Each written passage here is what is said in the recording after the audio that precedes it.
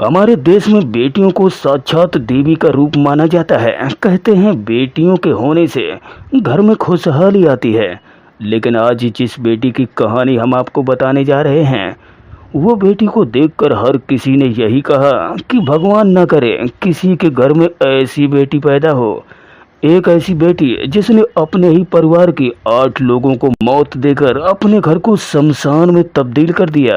हरियाणा के हिसार में एक भव्य कोठी जिसमें रहते थे एमएलए रेलू राम पुनिया और उनका एक बड़ा और खुशहाल परिवार में थी रेलू राम की पत्नी कृष्णा, उनका बेटा सुनील, बहू, एक पोता, 2 पोतियां और 2 बेटियां प्रियंका और सोनिया। बेहद अमीर परिवार, घर में कोई कमी नहीं।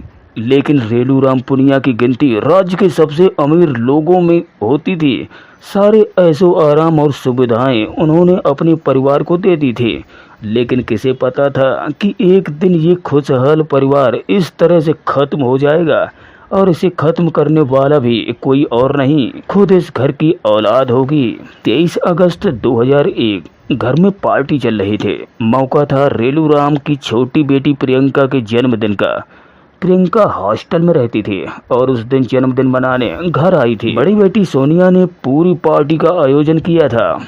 परिवार पार्टी में मग्न था। सब लोग डांस मस्ती कर रहे थे। लेकिन ये पार्टी तो उसकी साजिश का एक हिस्सा थी। साजिश रेलू राम की बेटी सोनिया की। सोनिया ने उस दिन परिवार के खाने में अफीम मिला दी थी। खाने में अफीम के नशे की वजह से लोग बेहोश की हालत में थे और अपने अपने कमरे में सोने के लिए जा चुके थे।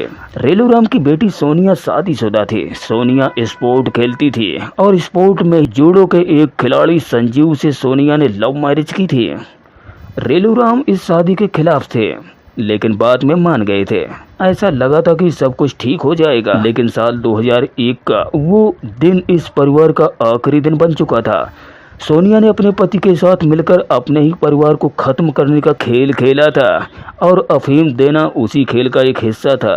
रात को पूरा परिवार बेहोश था। सोनिया घर के स्टोर रूम से लोहे की एक रॉड लेकर आई। उसने लोहे की रॉड से अपने पिता के सिर पर वार किया और उन्हें उनके कमरे में ही मार डाला। उसके बाद वो अपनी माँ के कमरे में गई, जहाँ वो अपनी पोती के साथ सो रही थी। सोनिया और संजीव ने लोहे की रॉड से 2 साल की मासूम बच्ची और अपनी माँ दोनों को मार डाला। सोनिया के पति संजीव के पास एक पिस्तौल भी थी। उस पिस्तौल से एक एक कर परिवार के दूसरे लोगों की शरीर में गोलियां उतारनी शुरू कर दी। भाई, भाभी, बहन सब खत्म हो चुके थे। अब घर में बचे थे 2 मासूम बच्चे। अपने भाई की एक बेटी को तो वो पहले ही रॉड से मार चुकी थी। अब सोनिया का 5 साल का भतीजा अमन और 2 साल की भतीजी प्रीति लाशों के बीच अकेली थी। सोनिया की दरिंदगी की सीमा यहाँ भी खत्म नहीं हुई। उसने रोते हुए दोनों बच्चों को भी बेरहमी से मौत के घाट उतार दिया। उस रात वो खूबसूरत हवेली वीरान शमशान में तब्दील हो गई। थोड़ी देर पहले चमकते घर में मौत का सन्नाटा था।